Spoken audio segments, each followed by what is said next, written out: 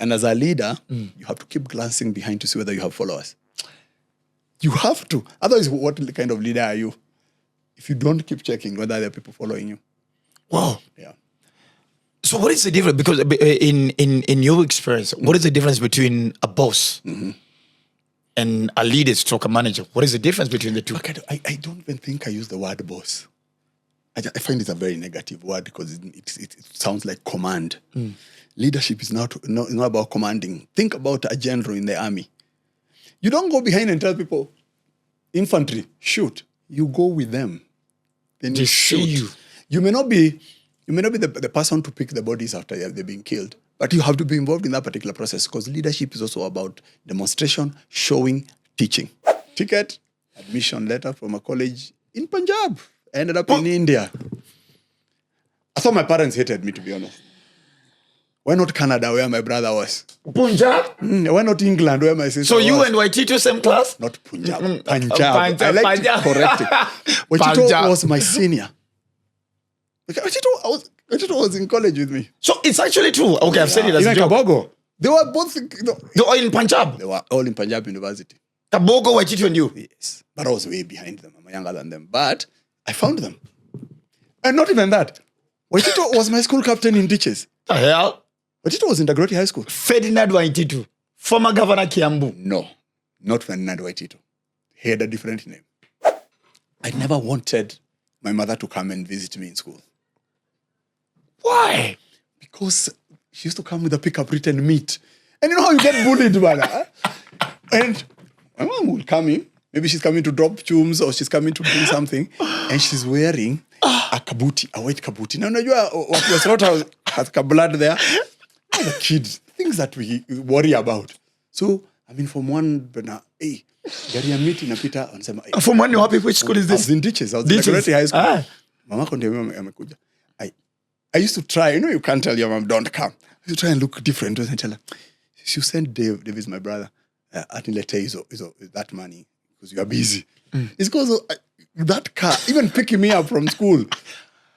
I don't want to be picked up by a meat pickup. Now when I think about it, I should have been proud. Imperial Gardens Kikuyu by Username Properties. Just 15 minutes from Kikuyu town, get your 8th acre plot for just 1.249 million shillings. SMS plot to 20321 or call 0725 000 222.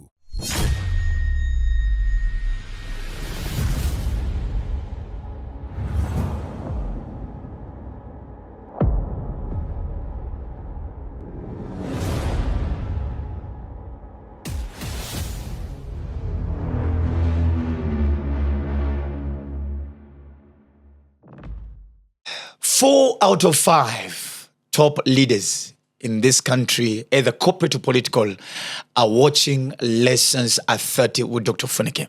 And this again proves that we are amongst the top mature podcasts to be watched within the region. This is Lessons at 30 with Dr. Ofweneke. My name is the Eagle himself. The Duke of Kakamega, Dr. Ofweneke is my name. Another beautiful evening. And as I sit here, ladies and gentlemen, I'm comfortably seated knowing that my 3 beautiful daughters have an inheritance. Why am I saying that? Because each one of them actually has a piece of land that I have actually bought myself from Username Properties under the campaign #Plotika na Username. Now you're saying, oh, it's too expensive because you think you have so much money. Yes, I might be having the money. Thank God I am blessed. But my money is going somewhere. And I've actually spent 650,000 Kenya shillings on a piece of land from Username Properties. And guess what? Even if I was not able to afford it at once, at a cash flow, I can actually still buy it through a payment plan through Username Properties, and I can actually even go to Username Circle and get some money to actually finance the buying of land. You are not a man enough if you don't even actually own a property for yourself. I mean, if you're to die today, God forbid, your time has come, what inheritance are you leaving for your children? The Bible says that he that leaves inheritance is wise. Ladies and gentlemen, Username Properties, a tradition of trust. #Plotika na Username. So please call the numbers there on the screen. Many years back then, I have just joined the Churchill show. Dr. Ofweneke is now the new sensation in the country. Every corporate company is rushing for this new Nigerian guy. And they want a taste or a take of him and his kind of humor, his kind of dressing, his kind of maturity. That was Dr. Ofweneke at that time. And it still is even at this time, but of course an improved version of it. And I receive a phone call from one of the top insurance companies, Restoration Insurance at that time. And I get there, ladies and gentlemen, because I have done events for all these insurance companies across the country and even in the region, Uganda, Tanzania. And all of them, I'm used by now that all these CEOs and chairmen are probably people who look a little bit older, they have gray hairs and everything.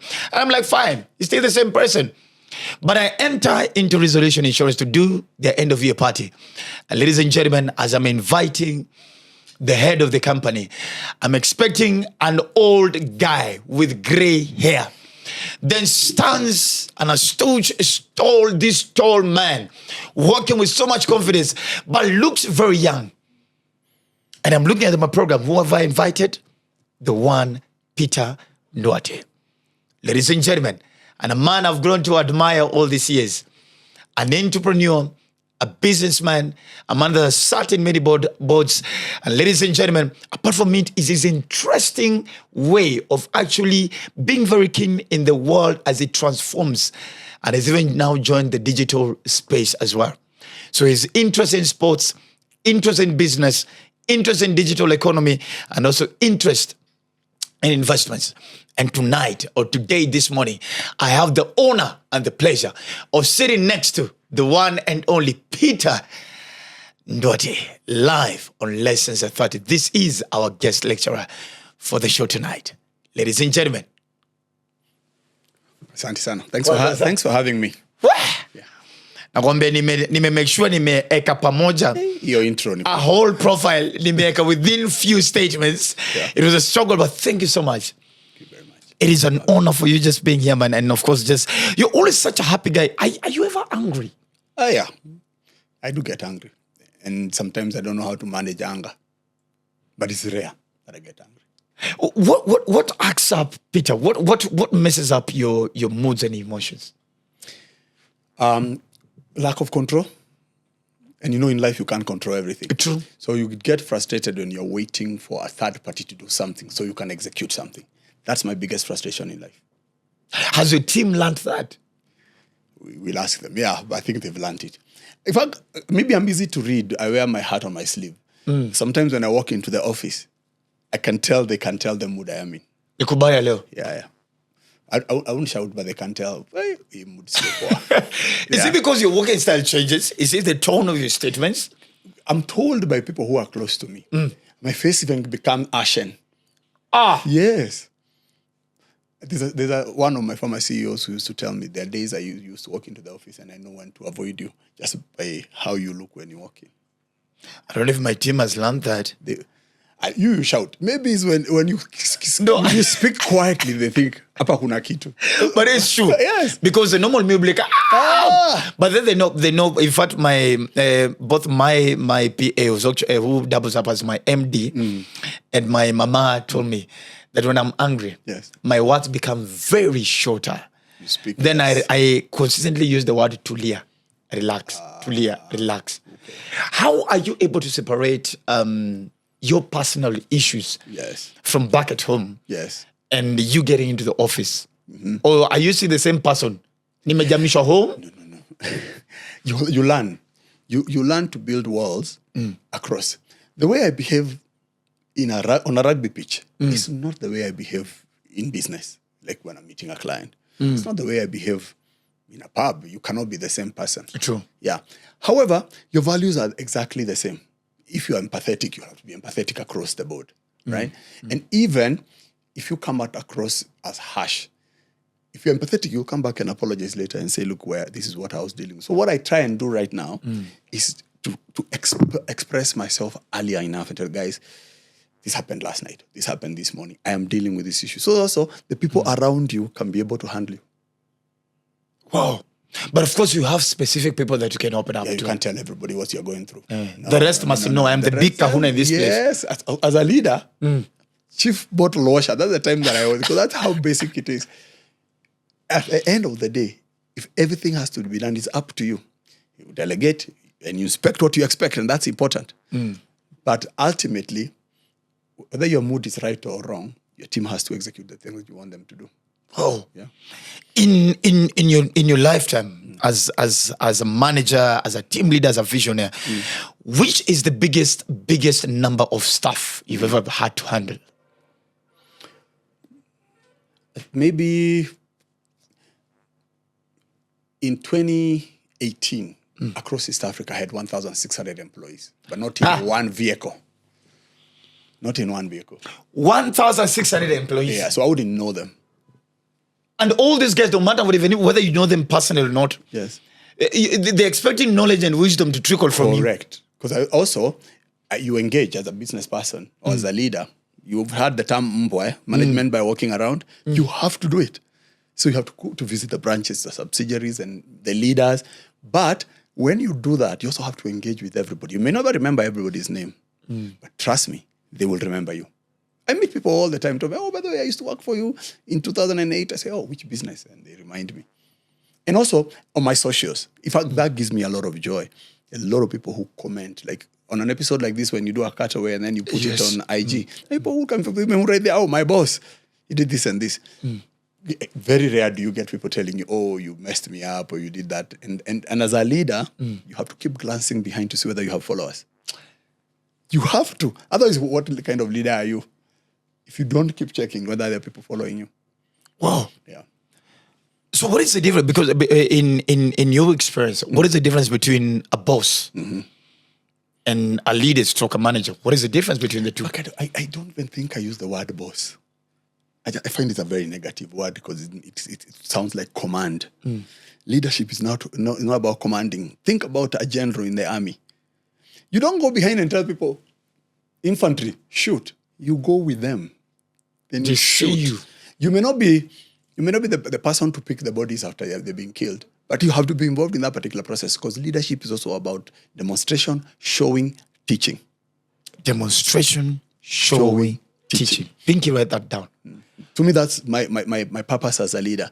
If I engage with you in whatever space I am in, and I'm the leader, if I am not teaching you, I'm not coaching, I'm not training you, I'm not mentoring you, then you're not a leader. Oh, in a situation whereby you now have, and there's a statement you've used, and I've just picked it up spiritually, and I told God that is my portion and my story.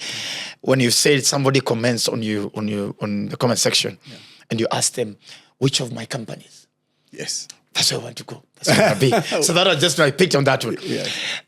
You are in a situation whereby in any of your entities, have you, okay, well, let me rephrase it, not into a statement, but into a question. Have you been in a situation whereby one of the CEOs of your entities is actually older than you? Yes. And they have done something wrong, or probably they are more academically qualified than you, and probably you need to correct them. Yes. What is the tone? Because now there's the age factor. Yes. There's the qualification factor. Yes. There's the trust factor in the person. Yes. But then again, I'm the boss. Well, you said I'm the leader. Yes. How do you handle such a situation? Age is immaterial. We're here to do a job. Where? And in whatever business you are in. So your age is material, what size is material, all those things are material. And targets must be met. I handle them the same way. Currently, the majority of my team are very young. Gen Zs mostly. Because that's where we are. Yeah. But I think majority of my former CEOs, even my current ones, are either around my age or older. So for me, I've never struggled. Also, remember I went to business very early. I became a CEO at 28. So for 28, a I was different busy. business. I was busy making people pregnant. Eh? 28, I was in Tanzania. I was a CEO of an insurance business. At 28? Yeah. Already in a foreign country? Yeah. The business that it was a market leader. I'm not plugging them. They're the market leaders in our sector. And one day I overheard the CEO speaking to the chairman in the corridors saying, okay, the board has approved that we go to Tanzania. The question is who are we going to send? So I went. No, but we're going to get there. You're rushing my story, sir. Yes. So you say for you, age is immaterial. It's immaterial. Targets have been put? Yes, the business has targets and you have a strategy. You need to execute it. Mistakes happen. Okay, rarely does strategy come through 100%. So you're not attacking or challenging the individual. You're challenging the inability to execute what you had agreed you'll do, and that's why companies have employers give you a KPI, key performance indicators. That's what you are discussing. It's not them as a person and their behavior. Yeah. And also, you understand about labor laws in Kenya today. You can't just come to the office and tell your PA, I'm done with you. Go. Talala ndani. There's a process. Currently in the labor laws, you have to sit with them, engage with them, demonstrate to them, give them time to fix it. That's what we call a performance improvement plan, PIP. It's only after performance improvement that you can now tell someone, we can go. A long time ago, a boss could come into the office and angry and just fire somebody. I don't like your nails. Your hair is ugly. Get out. Not anymore. Not anymore. So, but also as you grow, okay, these are lessons you learn.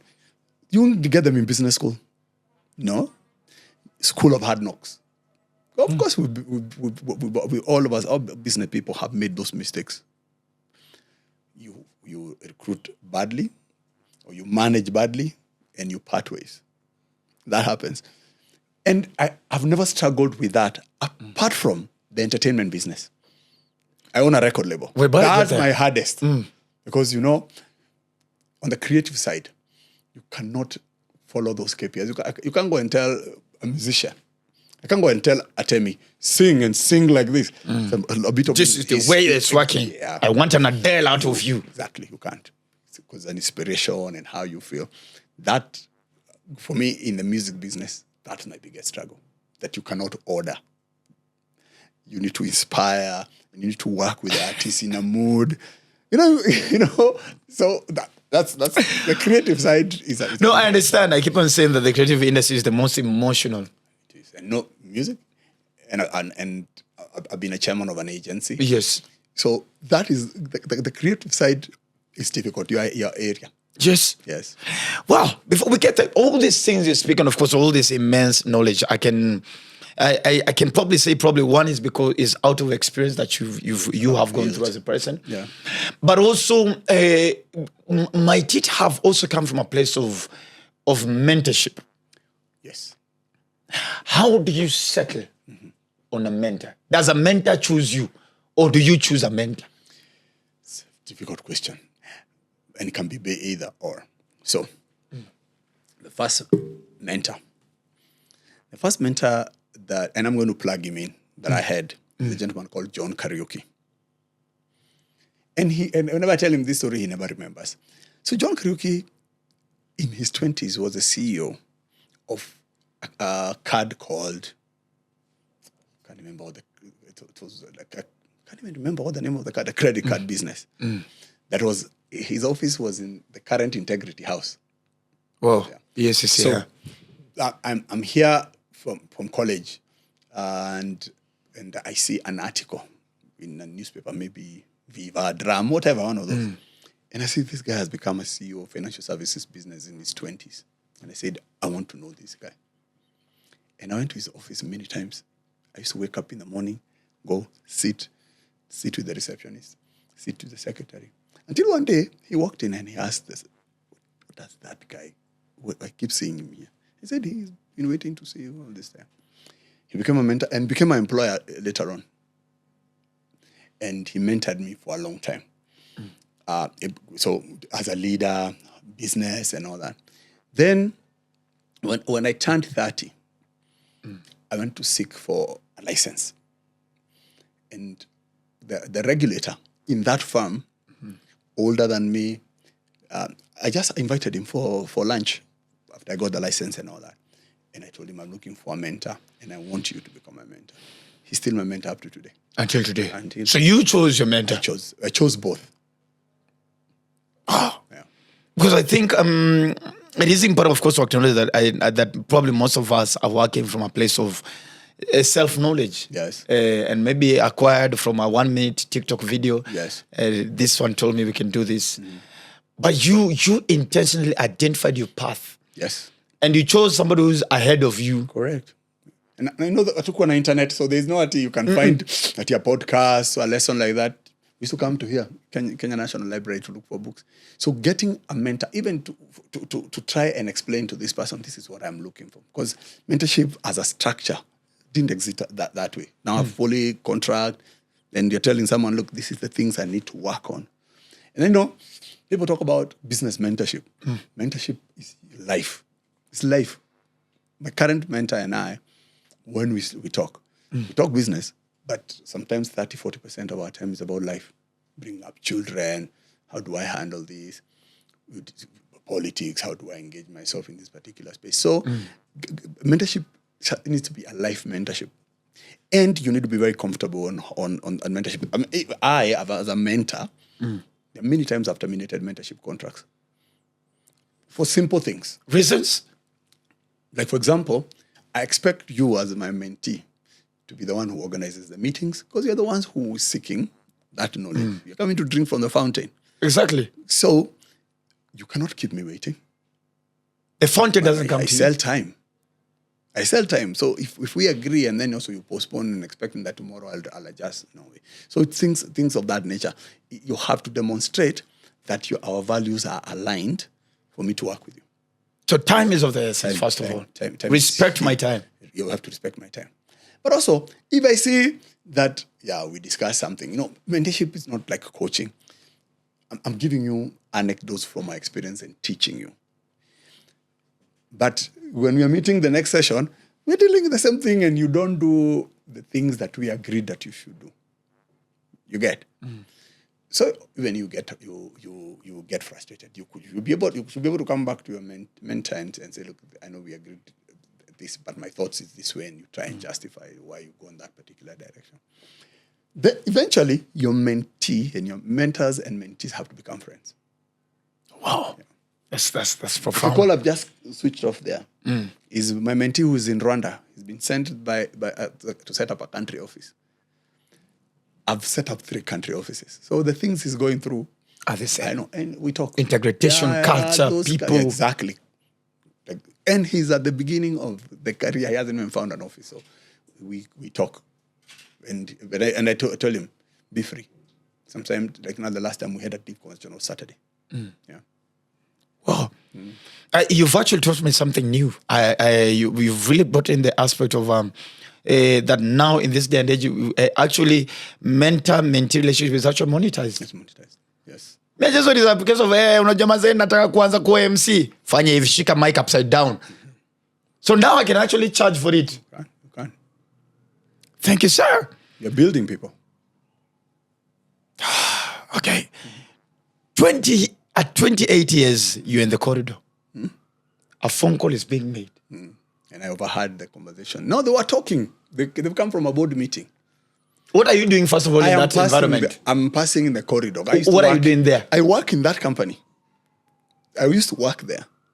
So I'm actually walking from the loo to my office. Then I overheard that. I went and sat on my desk and then I walked back. I asked the PA to the MD. I overheard this, I'd like to speak to him.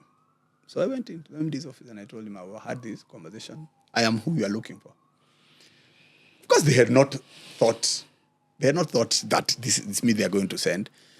And I tell everyone, shoot your shot. What's the worst that can happen? Shoot your shot. They could have told me, no, we don't think you are ready. Or you need to work for this and this and this. Or we want an external person. But I shot my shot. And that changed my trajectory, changed my life actually. What was happening between you going to the MD, the MD's office, yes, and you ending up as the country director? Yes. Between this period, yes, what is going through your mind? Is there panic? Is there anxiety? Are you doubting yourself? Are you thinking, oh my God, Kimbelembele? Not at all. Not at all. And people around me, I tell them, the space between idea and execution, that's the most important. Okay? Sometimes in life, you need to take the decision and build as you go. Learn the lessons as you go.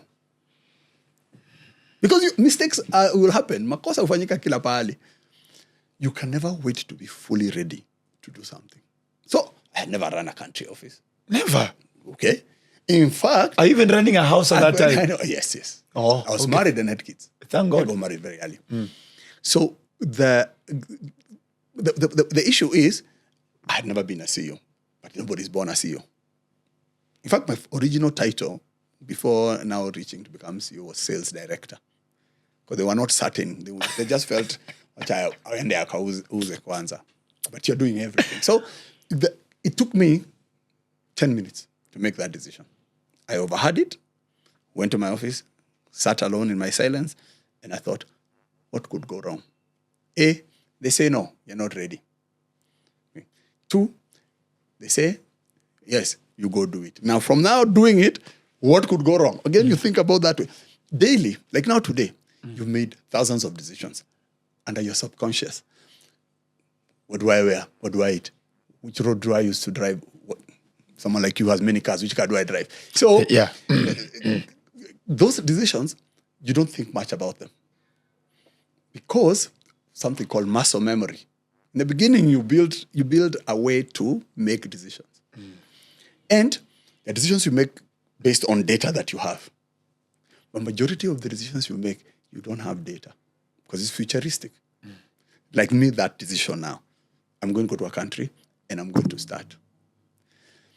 Some, it's your own character. I seek adventure. Me, I seek new experiences. So all the time, I'm seeking new experiences. Because I tend to get bored easily. Self-knowledge, introspection to know, I don't enjoy this. I'm not very strong operationally. So if you see me working with someone, they are very strong operationally and structured. Because most visionaries are not well structured. But you need to understand yourself. You should be assured, as you're doing this podcast, you should really be assured you're speaking to a younger you. Because all these things you say, Yeah. me, I'm a vision guy, I'm a dreamer. Yeah, exactly. Execution? Let other people smarter than you, stronger than you, more structured than you, people who can go into depth. That's what you need to support your dreams.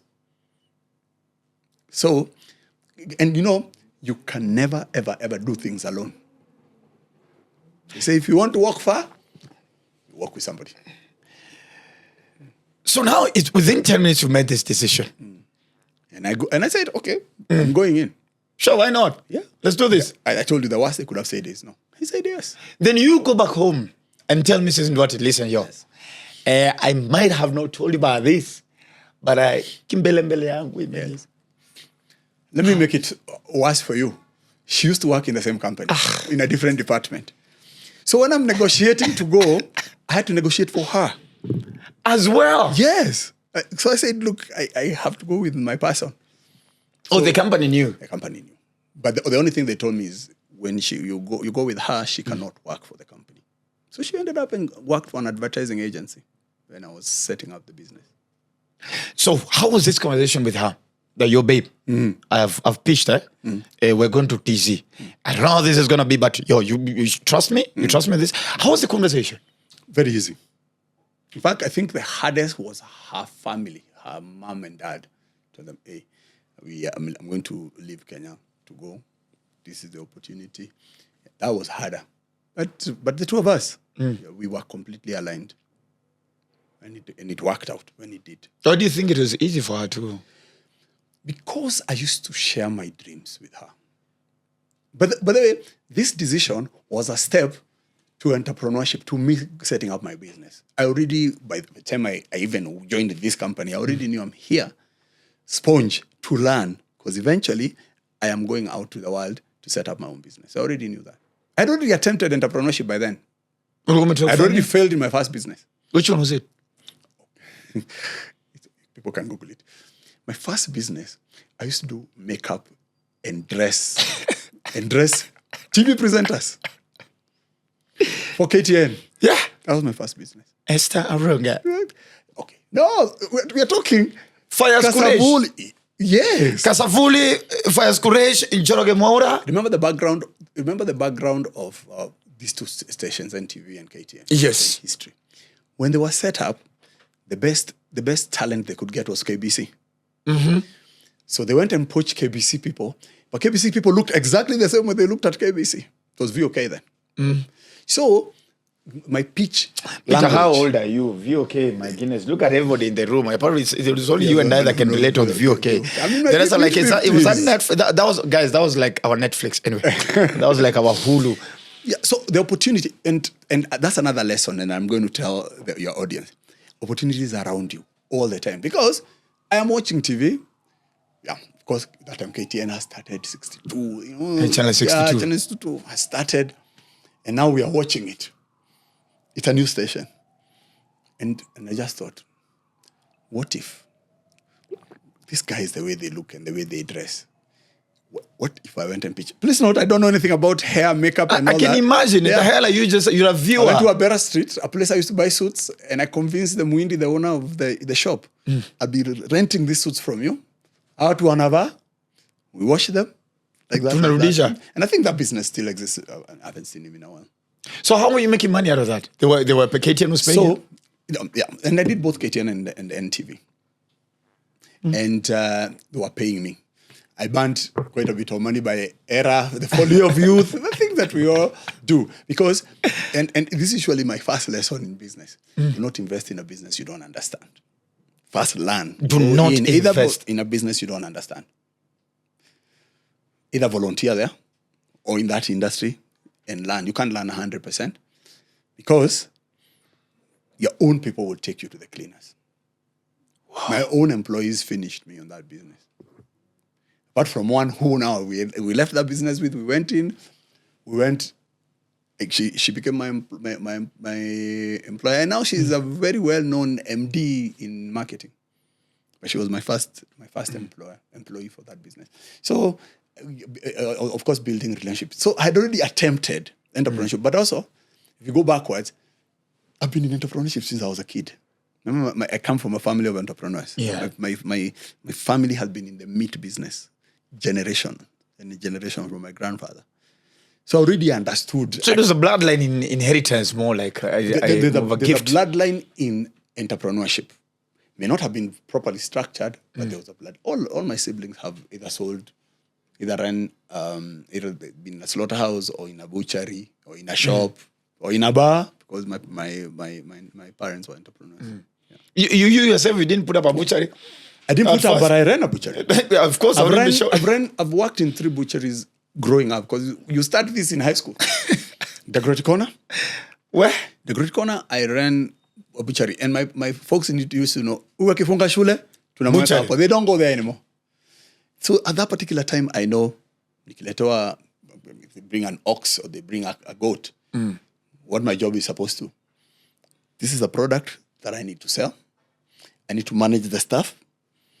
I need to pay for that raw material. I need to pay back the slaughterhouse where it came from. I need to make sure there's a profit. I need to manage waste. Okay.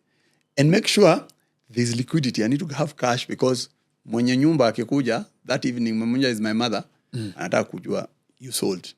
How is the money? Our employees paid. Yeah, where is the money for this cow that came in at 5 a.m? So already, I didn't realize that I was in business school. But that's the most authentic. Of course, you know, as a teenager, I hated it. Now, 2 girls are there who you have a crush on, you're selling nyama. No, yeah. Well, I'm going to segue a story. No, you're safe. Yeah. This is a safe space. No. I want to segue into a story. I never wanted my mother to come and visit me in school. Why? Because she used to come with a pickup written meat. And you know how you get bullied, man. And my mom will come in. Maybe she's coming to drop chums or she's coming to bring something. And she's wearing a kabuti, a white kabuti. Now, you are what was not has blood there. As a kid, things that we worry about. So, I mean, from one, hey, gari ya miti inapita, wanasema, hey. From one, which school is this? I was in Ditches. I was in Decorative High School. Mama konde amekuja. I used to try, you can't tell your mom, don't come. I used to try and look different. I tell her, you send Dave is my brother.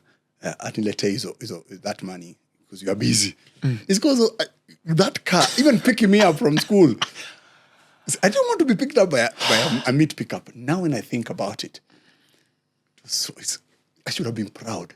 What's the big deal? It's a big deal. This is an entrepreneur. She's doing very well. But, yeah.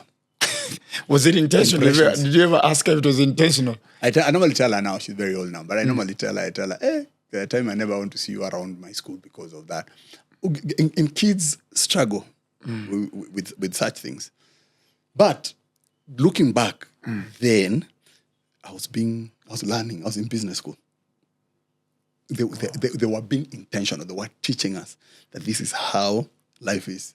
This is how you set up a business. This is how you find capital. This is how you sell. This is how you recruit. This is how you manage people. So by the time I'm going to uni, I had all these lessons. But I didn't realize I was being prepared for what my future was going to be, where I've cut my teeth and I succeeded in entrepreneurship. Wow. I didn't realize that. What I'm getting is, I think it was a little illustration. Mom coming with the meat pickup. She was trying to show you that life is as raw That's how as it is. DMS, Dagoretti Meat Supply. A brand I never used to understand. They even have to call it Dagoretti. No, it's like literally. Fancy. like it was going to be original. It's decorated. Oh my goodness. DMS. So there's you've mentioned Devi. So I'm the fourth born of 4 boys, and I have 2 sisters. But all of us have Mid-child. Yeah, and a middle child. We So get lost. So Middle children, you get. In fact, maybe that's where the universe made me very tall. I needed to stand out. Because when you're many and you all live, and African homes, we had cousins who used to come, we were the cool people of Nairobi. So cousins of shags will come and stay with us during, our home was always had people. And because my parents are entrepreneurs, there's nobody else, it's us. You can get lost, man, especially when you have commanding big brothers. You have to fight your way around everything. And you wear hand-me-downs. Maybe that's why I became taller than all of them, so that they don't wear their pants. You're taller than all of them? Yeah. And my sister, the one I follow, and I are the tallest in the family. That height comes from my grandmother. Nice. So now we're done with ditches. We get it. Of course, there's like a small internship at the meat center. Yes. The Goreti meat. Yes. So my original idea about life was entertainment. Songwriter, I used to sing, I used to dance. So I had a crew. I've seen you dance. Yeah. I've seen you dance. Now with these long legs and age. So I had a crew and we used to dance. Then the owner of Shade Hotel in Gong, Yes. he's now dead, was a friend of my mom. So one day I told my crew, let's go and pitch. And we pitched.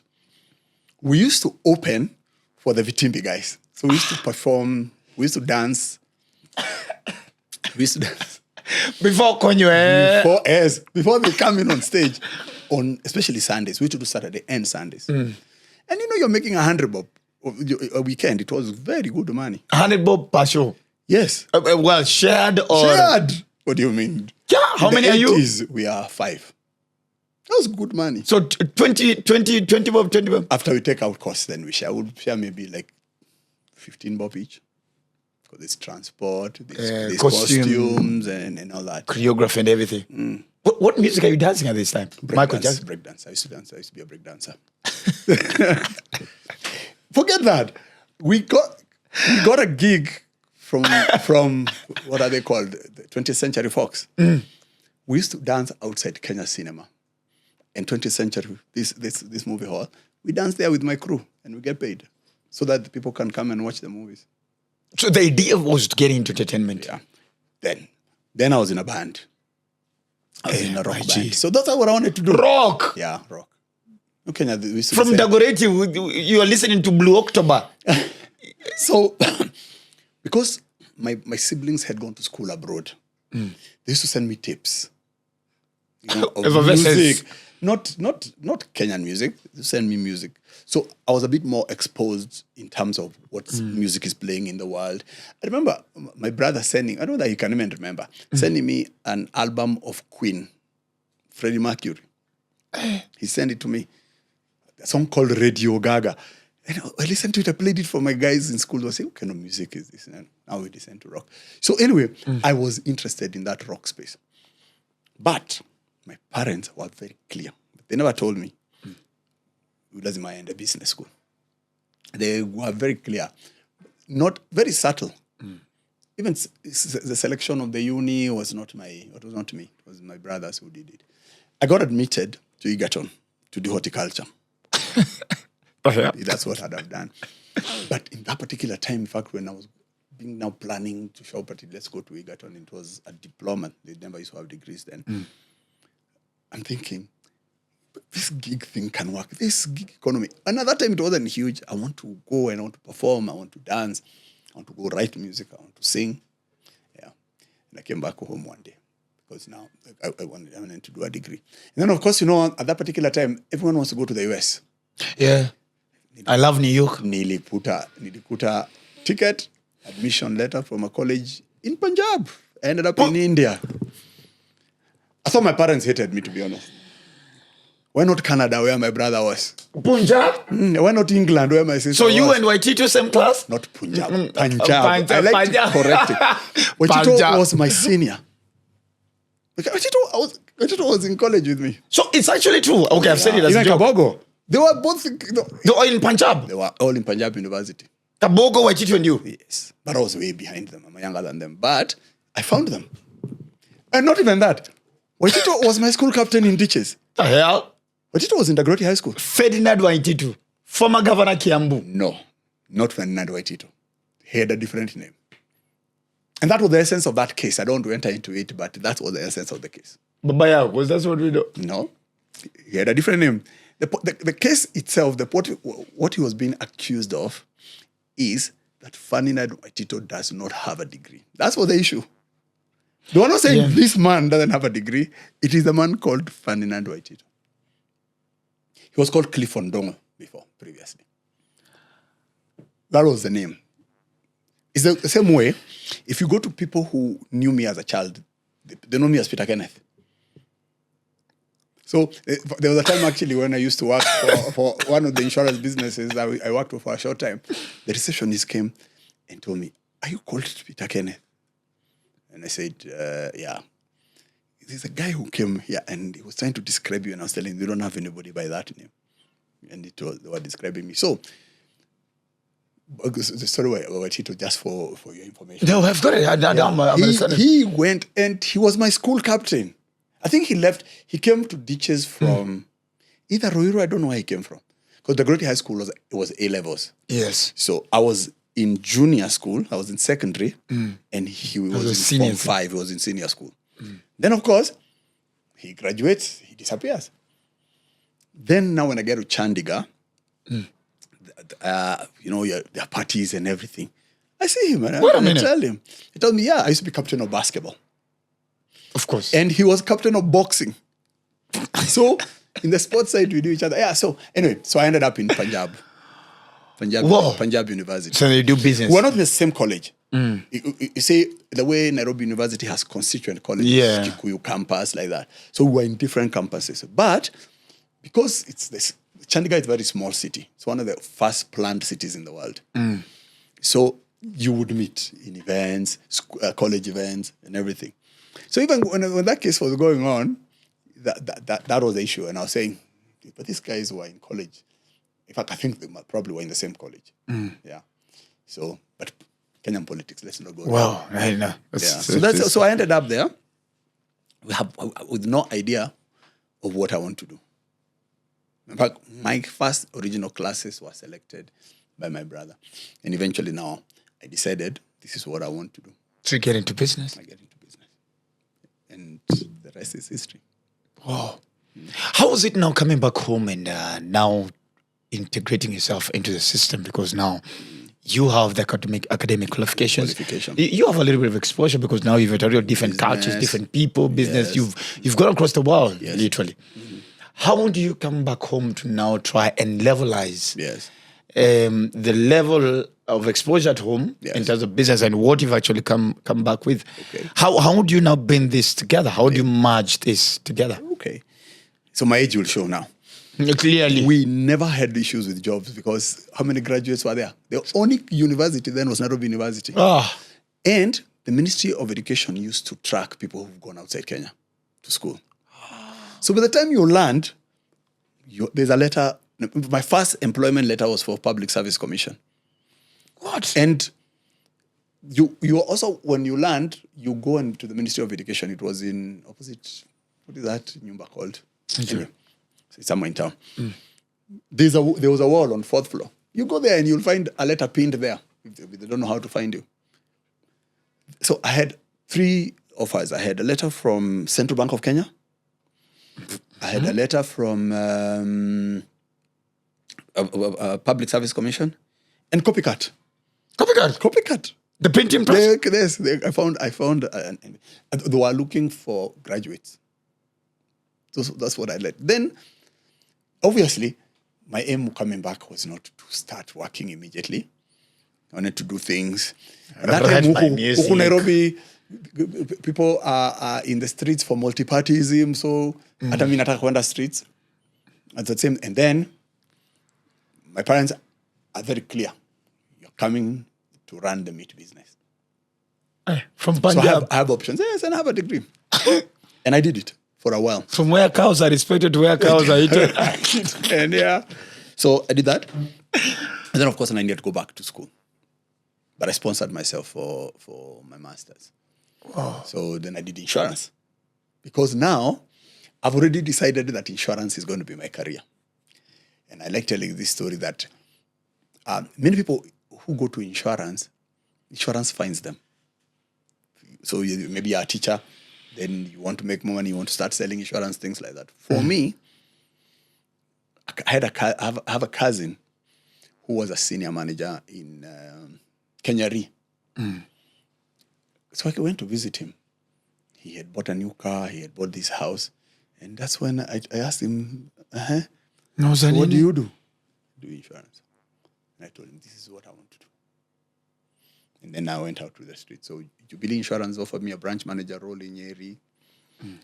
But then my cousin knew the CEO of Canon Assurance. Came in Mentee, now it's called Canon. And that's where I went into the management trainee. And the rest is history. Here you are. Yes. So now you So when I started that business of makeup and beauty, I was working for Canon Assurance. So this was a side hustle So the side hustle. But it used to pay me more than my salary. My salary was 5,600 bana per month. Okay, if you do inflationary pressure, now it's like 175 Gs. Where are you living at this time? I was living in Westlands. You privileged. I was living in Westlands. Living in Westlands. No, but I moved from Dago, from my parents' house. You know, there's something I've not just highlighted. Yes. You really come off as a cool kid because all I am not a cool kid at all. Your brothers were where? In Canada. In the US? Yeah, but that Peter, doesn't make them a cool kid. It doesn't make me a cool kid. Do you know what the US was at your time? Yeah, it's true. I lived in the US for 1 year, I came back. I was like, this is I've nonsense. also lived there, but not young. I lived there when I was older. But that brand of a cool kid, your parents' money is not yours. And I would never say that my parents were rich. And it's not being humble. My parents were your typical hustlers. So there's no way we as kids would know they have money. They don't spoil you. There wasn't holiday. You take a train and go to coast. Right? So, in fact, the only reason that I now got on flights is because my brother was a pilot. Yeah, so I could fly with him. And then those days, we could get free tickets because of him. Yeah, but I can't say I was a cool kid. Although on socials, every time the last time I spoke about that and someone says, no, I know them, I know their family. Yeah, he was a cool kid. But I mean, Trump came and told us that his father gave him how many? Was it $1 million? $2 million. $2 million for his profit. I wish I got $2 million to do something. But the thing that my parents were focused about is you guys have to go to school. It does not matter. You have to go to school. And we will support to the highest level. We want to do PhD, we will support you to the highest level, which is what I attempt to do with my children. Beautiful. So, yeah. So the point is, what the exposure that I'm so grateful for my background is that anything is possible. That boy, that Kenneth Chege boy, that in Dago, to the Peter Nduati who I am today, And that gap was made possible when I was very young, because I was being told you can be anything you want to. I remember a housekeeper one day. Mimi nalia too. I'm crying because one of my brothers had bullied me. And then the housekeeper told me, one day you'll be passing driving a Mercedes. Yeah, and make sure you blow dust at them. She was telling me, when I think about years later, because that thing still stands by my mind when of course, the day one day I bought my Mercedes. I remembered. There's a time in 1978. Auntie told me. Aliniambia. We used to call her Mother. Because really, she brought us up. Literally, my mom wasn't there. My mom was busy hustling. So, and I remember those things. Then my auntie, my mom's younger sister, used to, all the time, used to tell me, I see you owning a big company one day. So you see, those ideas are already being planted in your mind. And as I said, your subconscious, they manifest. Wow. In fact, the first time I made a decision that I want to go to set up my own company, my mom was my biggest supporter. She was my biggest supporter. And people tell me, oh, you're not ready. But she was. She really supported me. Let us sound go. Yeah. So I'm very grateful for having that level of background of people who are thinking education is important. And most importantly, it's a process and a journey to what I became. Because I went to seek advice on which of these companies I should go work for. Everyone was telling me Central Bank. I mean, duh. And the salary was better. But I think I'd have been very bored if I went in there. Wow. So you get into Tanzania, you and Mama. Yes. It's a whole new environment. Had you been to Tanzania before? Previously. Yes. I had gone to Tanzania to play rugby. My first trip to Tanzania, I had gone to play rugby. Oh, so all these things, remember, I'm also a joke. I'm playing rugby. I'm playing basketball. At that particular time, those were the sports that I was involved in, and I was very passionate. Even in India, I actually played. So rugby has also been a part of my journey. Actually, sports has also been a part of my life.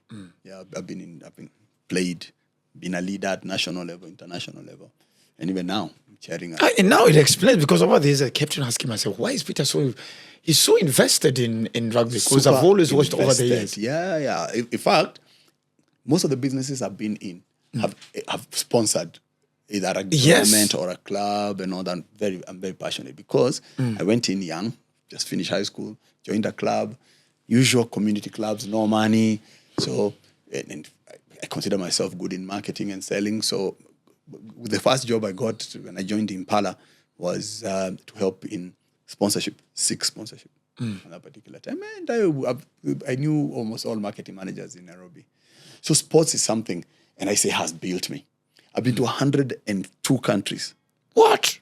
For sports. Sports alone? 102. I should probably... let me give you an example. Passport. I cannot show it. What business would I have ever had to go to Russia? For what? And I'll never go back. But the World Cup was in Russia. Wait, that was a little bit personal. Why would you ever go back? There are countries I'll never go back. Sudan. Sudan is one. Russia is another. I'm not very dogmatic because I don't see why.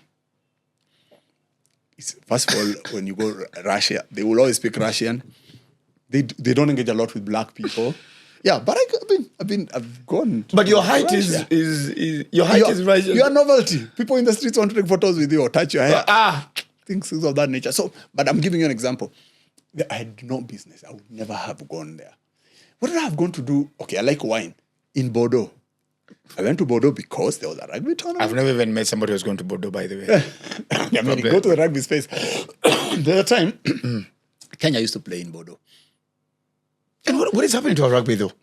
Before we... Do you want to get in there now? We need another separate podcast. Well, I think one day we'll have to have the conversation because... have the conversation. I grew up in Kibera. Yes. And most of the time would hang around. Yes.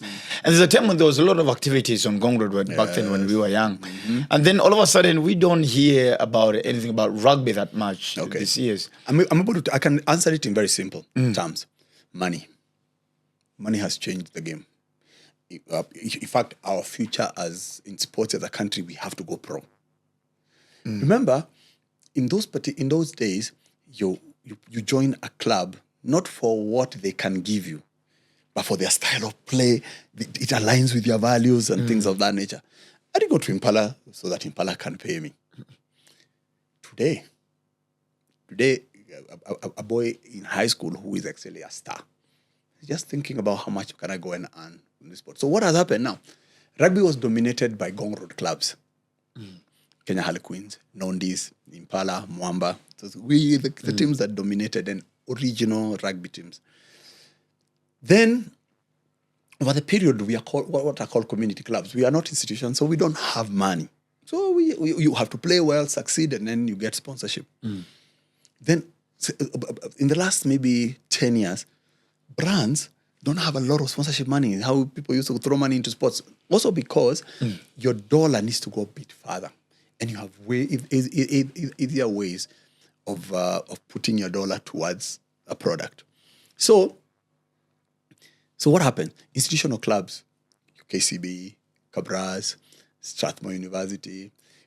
You find that a club has an 80 million shillings budget and you have a 5 million shillings budget.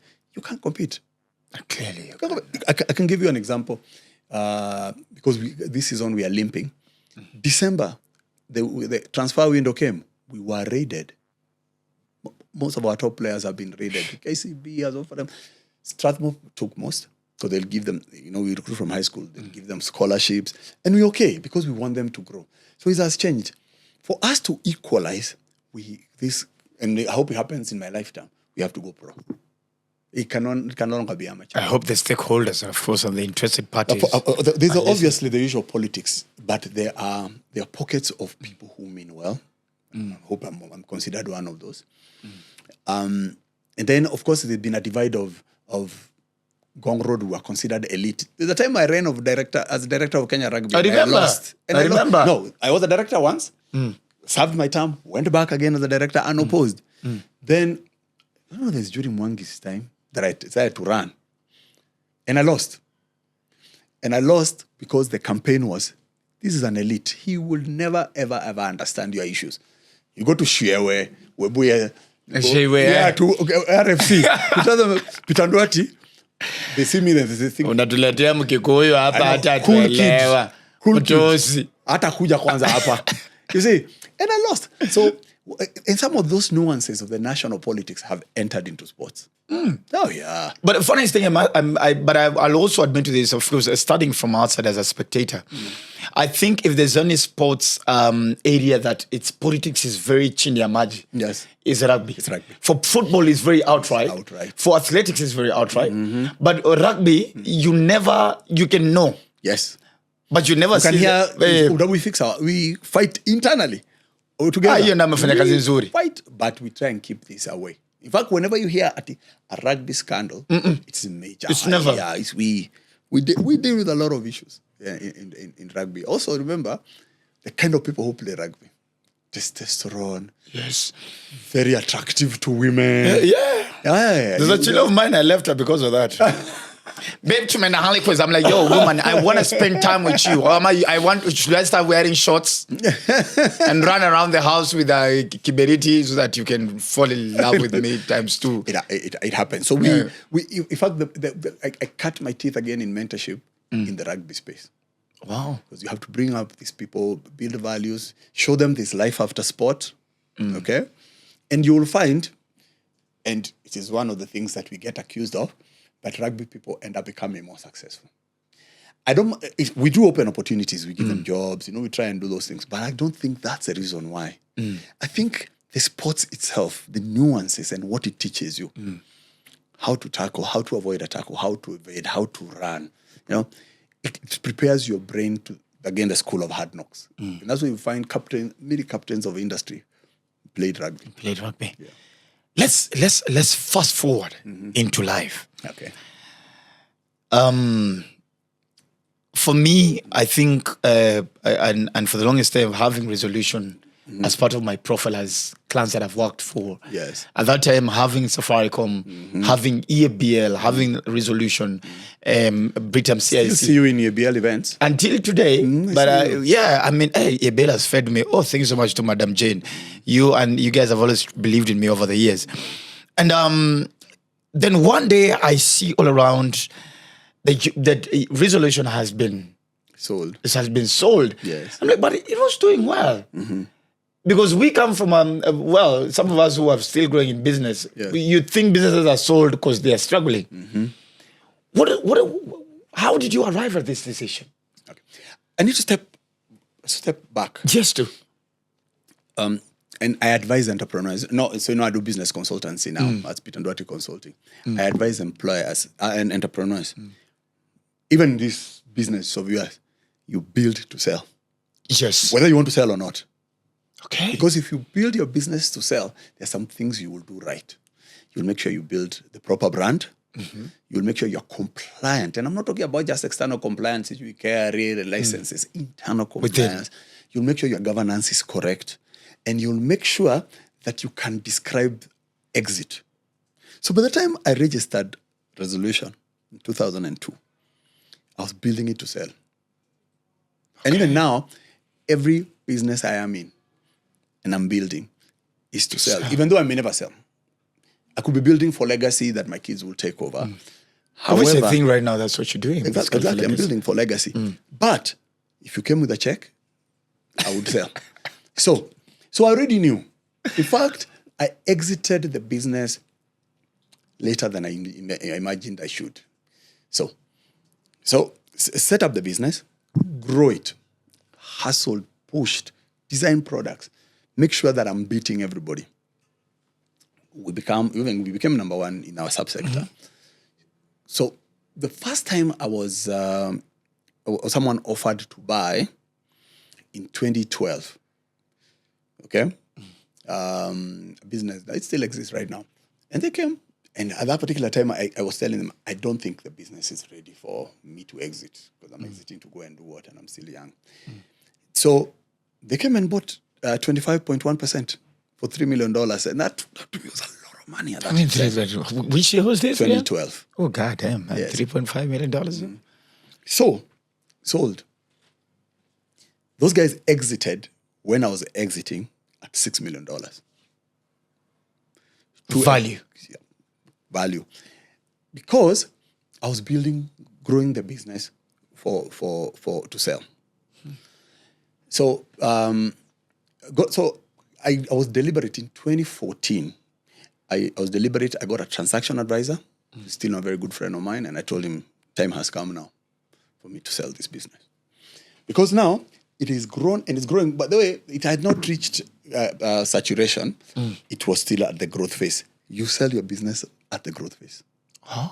No, the saturation. Not saturation. You have to, you check, like something called product life cycle. When you reach a particular time, you invest more and then you sell. So my reasons to sell was first, it had been years. 2, I was looking for liquidity.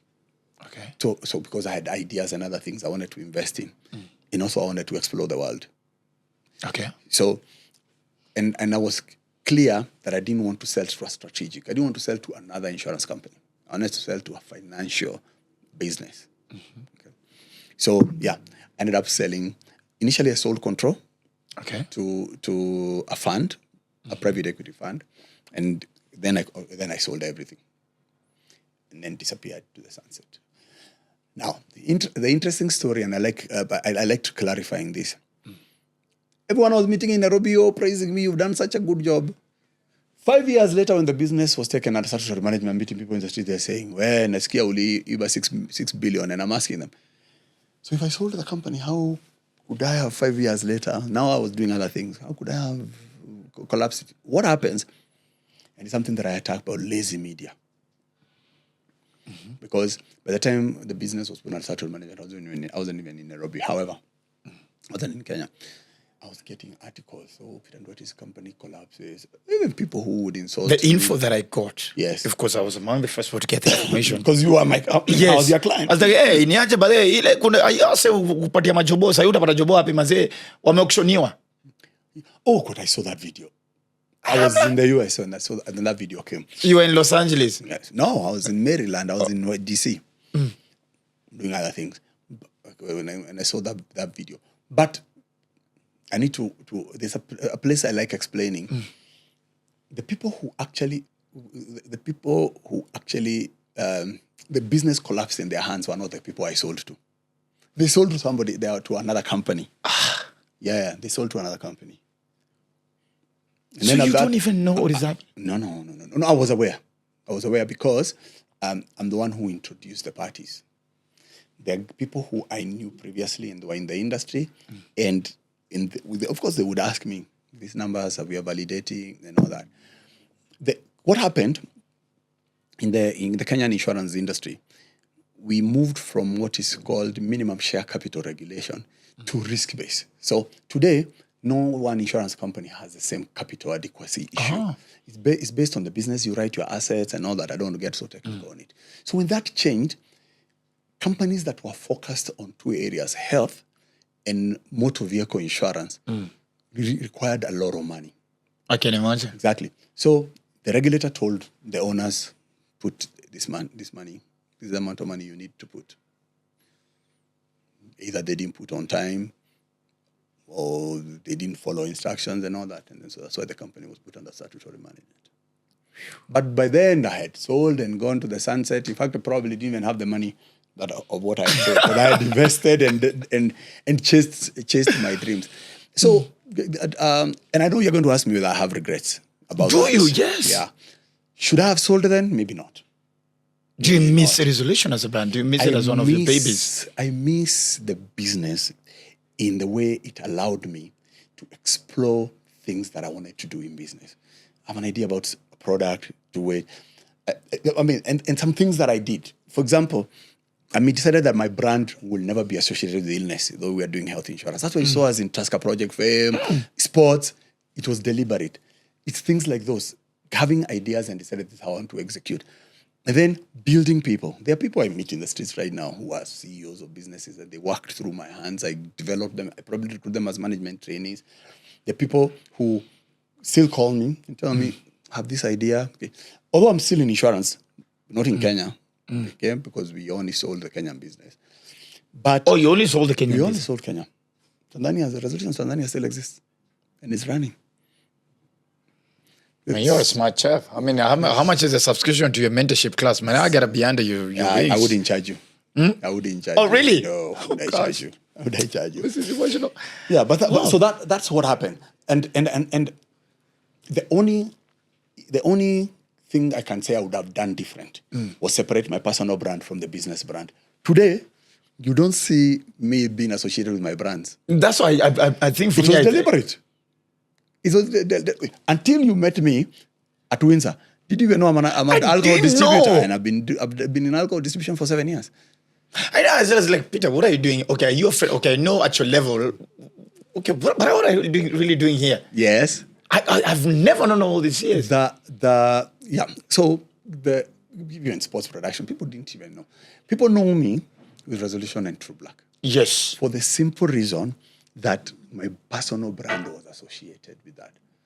It is something that I advise people. If it works for you, it works for you, but it's not necessarily a good thing because, in fact, the first lesson is whatever you do will affect the business.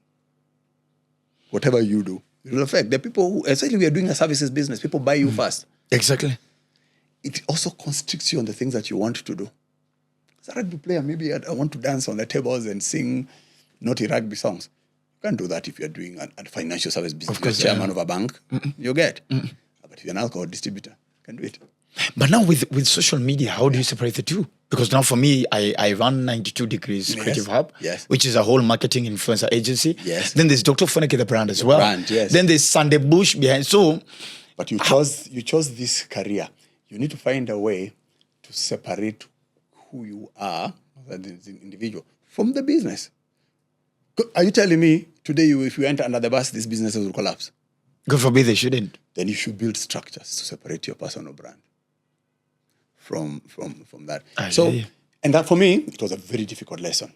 Even today, Truecaller, it's still written Peter Nduati resolution. People, even sometimes I go places, one of the challenges in Kenya, you're recognized everywhere. You can't hide. Someone stares at you, then they say, oh, resolution.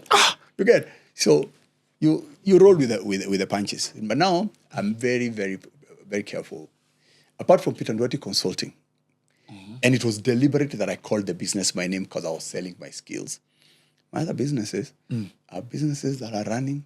They're serving people, but some people don't even know It's Peter. that I'm involved. Because there are people who go and pay some money to check CR12 when they suspect and go and post it on X. But yeah, What is about Peter Nduati consulting? So I've built a lot of lessons in business. There's some that I've learned, because I'm now into a business school and all that. But the major lessons that I've learned about structuring business has been my experience. So I used to say Peter Nduati Consulting was an idea brought by other people, not by me. Because the same way you told me I'd like to sit with you. Yeah. People, even like I can tell you as late as this morning, a random person told me I was given your number by person and I have a business problem. So someone comes and says, this is what I do. I want to scale. Okay. Yeah, there's an opportunity in South Sudan. How do I go about it? I walked into South Sudan and set up an insurance business and set it up, recruited South Sudan's got a partner. So I can teach you based on what the book says and my experience. So the people who come tell me, I'm looking for investment and people are telling me my governance is not okay. Can you come and do an assessment? Right. Then all Kenyan businesses are looking to raise money. Of course. Investors, especially sophisticated investors, you need to be deal ready. That's why a lot of people cannot raise money because they are not ready. There's a process. So I also consult in that particular space, getting businesses deal ready for investment. Or even now, let's say you want to sell your business in 3 years. You need to start thinking about it now and put structures that will attract the right investor for your business. So I consult on that. People and culture, one of the hardest things in this country. So, because a lot of us, they have not thought about the culture they are setting up in the business. So I also do people and culture because I've won awards, I've been rewarded, I've received compliments about the culture of the businesses that I've been in, how I've treated people, how I recruit, how we train, and how you grow people. So that's something that I consult in. Beautiful. So yeah. So it comes from a point of I have the knowledge and time. Because now after this, I woke up in 2023 and I decided I'm not going to be a CEO anymore. Okay? I'm going to be chairman. So in fact, everyone, even you call me chairman. Everyone calls me chairman. So I chair boards. And during that period, I went back to school and I did something called effective chairman's course. So and it's money. Not money. It's just knowledge. You got time, you got money. Like now, people of my generation are afraid of AI. I'm spending hours trying to understand how do you integrate AI into your life? How do you integrate it into your businesses? How? Because this is the future. It's not the future, actually. It is the present, literally. So if you're not in it, then what are you doing in business? You might as well retire. So us as Peter Nduati Consulting came from that place that there are people out there who have a business problem and they are wondering how can they find that and whether they can afford, right? So, and that's what happened. When we started with a lot of MSMEs, now we have SMEs and corporates coming. Someone comes and tells you, I want to start importing this product. Wheat. Right? Wheat, commodities. I want to export commodities. I don't even know how to start. All I know is I have a product and I know there's a market. I have an idea somewhere. of the market. And they come. Then you find, and it's something about Kenyan entrepreneurs. That's the way I told you. They build the ship when they're already on water. You're building as you're going, right? So we let you as an entrepreneur focus on what you're good at and arm you with the right tools and prepare you for success. So for me, There's money to be made in that space, but there's much more the fact that I want also to associate with successful businesses. I want to look back because I'm building legacy and say, all right, I was involved in that particular venture. Beautiful. Yeah. As we almost wrap up, let me just bite in a little bit from something you said around 6 minutes ago. From a layman's understanding, three top items that you need to prepare yourself. Yes. When you want to go and probably get a grant Yes. for business investment. For example, for me, my company is 92 Creative Hub. Right. We do events consultancy. We've been very keen on not buying equipments for events. He said, because I know I have within the industry, I have the likes of More Sound, True Black. I have a Homeland who I can always call for stage, and so I want to be the place of I can just consult. Yes. Be a go in between. We're also getting into influencer management as well. Yes. Then of course PR and communications as well. Then but my dream Yes. is to become Africa's #1 stopover agency Okay. between Hollywood and Africa. Right. If Madia is to say that is doing Madia comes to Africa. Yes. And he wants a company, an agency that will do the logistics, Yes. casting, and all-round management in Africa. It is a 92 Creatives Hub. Okay. All right? But of course, I look around and I'm pretty sure by the time I get almost 100 million Yes. to buy a whole piece of land in Machakos to Yes. set up a whole production house, because I've had the privilege of going to Taylor Perry Studios in Atlanta, Yes. and I've seen how he set up the whole thing.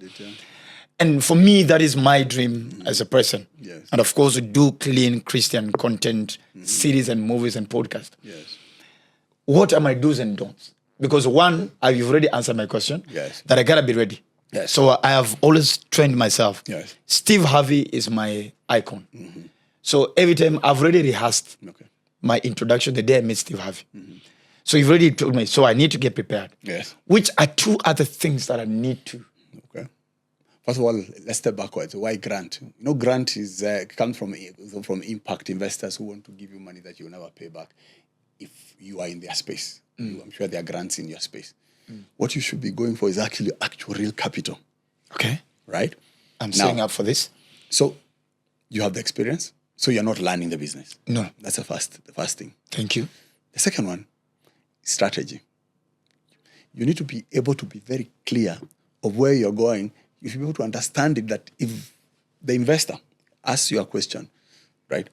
And the first question that an investor wants to know is exit. How will I exit? If I come and put in your money into this idea of yours, how will I exit? Okay? Because an investor will not want to put money in a company and stay there.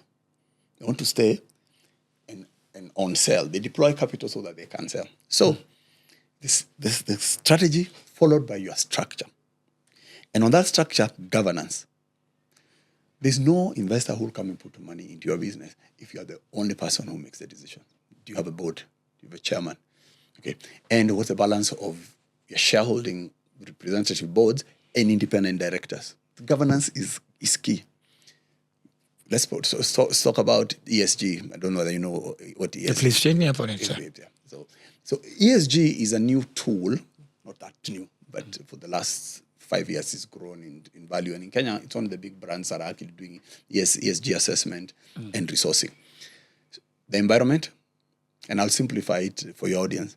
Environment, social, governance. Those are the three things that investors are now looking at. Forget even that. Even local banks now have started asking for ESG surveys before they lend you money, especially if you're borrowing 100 million and above. So, environment is a planet. What's your role? How are you resourcing? How are you taking care of the planet? I'm simplifying it. All right. Social. How do you manage your people? Why are people coming working for you? I was very happy to hear when you introduced the lady that she's worked for you for 4 years. It shows that you're doing things right because she has options. She can go elsewhere. How are you managing your people? How are you recruiting? How are you training them? How are you sustaining them? Okay? Governance is how you're running the ship. What's your governance structure? The same question I asked you. If today something happens to you, is your business sustainable? Okay? Can you go another generation. And then your story from where you are to where you want to go needs to be very clear. Okay? And that's why I'm talking about outcome. In terms of numbers, there's something called internal rate of return. What sort of numbers are you offering? Because investors have options. The laziest way for an investor is to put money in securities, government securities. Low risk, fairly good return at the moment. So why would I put money in your business instead of buying government security and the government is hungry for money? So you need to be able to demonstrate almost visually that this is the idea and an excellent idea. 2, this is what your money will come and do. Investors don't come to give you money to pay your debts. They come and put money for growth. So I'm going to grow this way. So an investor who's looking for 3x in 5 years, demonstrate you can give them 5x in that period instead of 3x. Kenya, again, is a unicorn. It's one of the markets that I know that money chases deals instead of the other way around. Because a lot of entrepreneurs are not ready. They're not deal ready. They don't even understand. The question you asked me, like when I sold my company, there were 54 insurance companies in Kenya. Why? Why did they come to me? Exactly. Because from the word go, I structured the business for sale. By the time I opened the door, I had a board of independent people who used to determine my salary. Please note, I'm the owner. So you have to be comfortable, okay, with being uncomfortable. The fact that investors ask particular things. In fact, majority of investors, when they come to you, by the time they're asking you for your book of accounts, they've checked very many other things. Social, environment, check the environment, how you interact. Yeah, how does your brand interact with people? So by the time you're reaching to a point where they're giving you a term sheet, this is the terms. They're already very clear. Now, why do we exist as consultants? Because also, investors in negotiations can take you to the cleaners. Most entrepreneurs will want, I want to make sure that I retain some shares, control for my kids. Yes. No. I want to make sure that even though the investor is coming, they are not the one in control. Control is not the number of shares that they own or you own. Control is the covenants that you agree to give them. For example, is the chairman their choice? Okay. Why is that important? Who determines the agenda on the board? Chairman. Is the chairman. Not the CEO, not the owners. It is the chairman. Chairman is actually called a secretary. The CEO. The CEO usually, most of them are usually secretaries on the board. So the agenda is agreed and you're executing. Then also, in many quality boards, the chairman has a casting board. So drives the agenda. So you can own 100% of the company, but if the chairman belongs outside, okay. Also, something like access to key personnel. Who is driving the COO, the CEO, the CFO, the CMO? An investor will come and say, all right, we're investing in your business, but these key personnel have a direct reporting to us as the business owners. So you're a flower girl. You're running a business, but the actual decisions are being made above you. So sort of things, but some basic things. In business, there's something called tag along and drag along. Those are two. Tag along, drag along. So let's say we own a business, and then you give me rights, okay? What are called drag rights, right? Then I go and sell. You have to sell with me at the price I've agreed on because I have drag rights on you. Understand? Okay. Right. Now, conversely, there's tag. That if you sell, I must tag along with you and I sell at your price. So those are some of the rights that you have to negotiate. So there are many, many things around those things. Yeah. Now, sophisticated investors are like that. Now, even angel investors in Kenya will start making those kind of covenants. Now, if you don't know, and you can't know, that's why we exist. Wow. This information is so immense. I know we cannot be able to suck it out and sponge all of it. Your podcast, you've gotten it now. Thank you very much for bringing that up. So, again, let me start with what my current life philosophy is. Okay? I have an overarching philosophy from success to significant. There's no purpose of you being successful if you are not significant. Okay. Now, because of wanting to be significant, because it's part of my legacy, my purpose in life right now is to love and share. Love and share. That's your current philosophy. To love and share. Part of sharing is teaching people so they don't make the same mistakes that I made. Okay. Or teaching people things they don't know. So as part of this journey, Nduati Consulting, and it wasn't my idea, this came from my team. They told me, you need to do a podcast. So I have a podcast called The Chairman Chronicles. Check it out. We're in season 1. We've just, we've so far have uploaded 3 episodes. This will be a 12 episode season 1. We are shooting season 2. Wow. And my approach is it's balanced. I do monologues because I'm teaching, but I also invite guests who are experts in those particular things. Of course, I'm trying to avoid to be just another podcast that inviting the top captain of industries, the same people, celebrities. I may, but we're talking about a particular subject. Like this conversation I'm telling you about ESG consulting. A lot of people, when I tell them about ESG, they don't even understand what it is and what the value is. So we have a topic actually about ESG. It's going to be talking about that. Like that. Yeah. So that's why the podcast is called The Chairman Chronicles. And it's about my experiences, what do I do as chairman, to try and explain to people, chairman is not a god. And this is what they do. They are thinking about the business the same way as you are. How do you structure? How do you recruit? All those things. That's what my podcast is about. Wow. Yeah. Wow. This was worth every Mbps of your Wi-Fi or your data. Man, I told you, here we don't, the only tea on this show, of course, are the cups. Others here, it's really, oh my goodness. Chairman. Asante sana. Thank you so much, sir. Yeah. It is such an honor. I'm pretty sure I have a lot of things that I've taken home. And every time you speak, when I think, okay, that's the last lesson that my mind will, then you've hit me with, of course, environment, social, and of course, governance. Yes. And now I'm enlightened that things I've been doing right by default without knowing. And then there are things, of course, I will need to fix them just a little bit. But I feel like I'm on the right path on it. I am taking up that once in a lifetime opportunity, of course. Come to us. We could prepare you for that jump. Please. I'm at a place where I'm no longer looking at myself as in fact, after I'm doing 17 years of being in the industry. You've been in this industry? Exactly, yeah. Okay. On February 25th.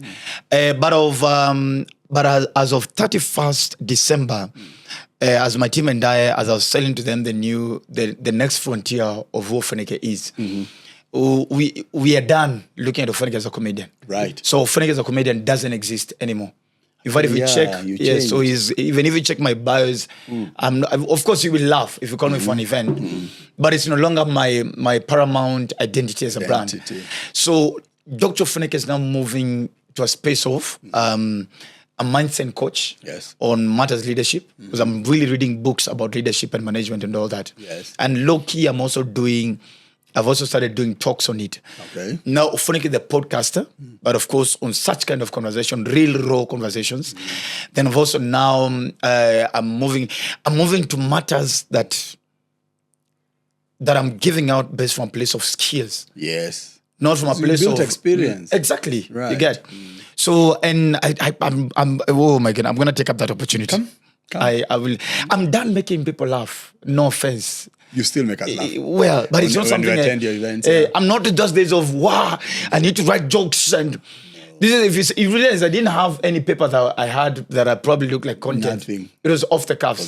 So I'm a place whereby I now want to tell people now after the comedy, this is what I've learned. Yes. So that I've shifted from Steve Harvey. Now I'm looking at Taylor Perry and Vusi Tembenkwai. Yes. Those are the two guys now. I'm really watching them closely because that's the path that I'm taking. Best of luck. Thank you, sir. I want to be part of that journey, though. Asante sana. Asante. My goodness.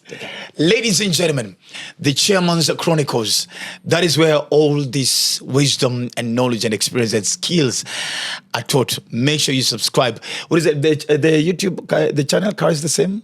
Yes. Chairman's Chronicles. So please make sure you go there. Sorry, I made a mistake. Yeah. The channel has my name. Peter Nduati. Yes. All right, so Peter Nduati, that's on YouTube, but the podcast is called The Chairman's Chronicles. Please go there. And of course, if you're a middle-level company organization or a startup, already you're up there, you need your company to now start being sensitive to the changing of times and what is happening, how to relate, how to do culture integration between the Gen Zs and the millennials within the office. Then you need to actually get in contact, of course, with Peter Nduati Consultants to get your way around that. I don't know what else you want as a manager, as a corporate person, as a business person. After watching this podcast, I don't know what else Ofweneke can give you. I have done my best. I've brought you the best of a mind. Please share. That is the best you can do. And after you've done so, you've made money. This one is now enjoying his money and selling his skills. That is what he's doing, and experience and life. But I'm pretty sure in his mind, he probably has a number of title deals as the back of his mind because he's done his investments. You need to do the same as well. Contact Username Properties, 650,000 Kenyan shillings. You get yourself a piece of land at the Delight right in Nakuru. Plotika na Username. My name is the Eagle himself, the Duke of Kakamega. Dr. Ofweneke is my name. I am excited about the next episode. See you then.